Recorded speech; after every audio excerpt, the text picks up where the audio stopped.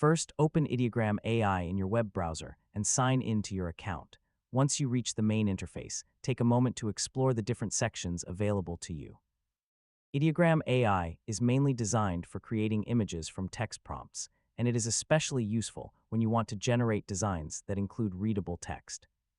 To create your first image, find the image generation area and click into the prompt box. Now describe exactly what you want Ideogram AI to create. For example, you could ask for a modern coffee shop poster with the words fresh coffee, a warm brown and cream color palette, clean typography, professional lighting, and a stylish commercial design. When writing your prompt, include the main subject, visual style, composition, colors, environment, and any text you want to appear in the image.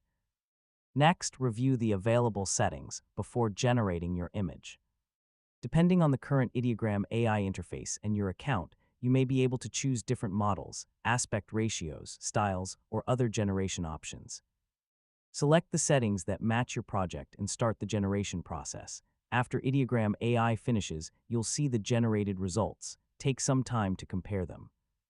Look at the composition, image quality, text accuracy, colors, and overall design. If the result is exactly what you wanted, don't worry. Go back to the prompt and make your instructions more specific. You can change the subject, wording, colors, layout, or artistic style and generate another version.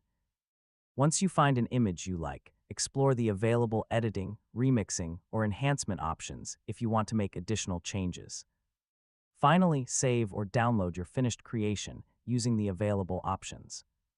With regular practice, you can use Ideogram AI to create posters, logos, thumbnails, social media graphics,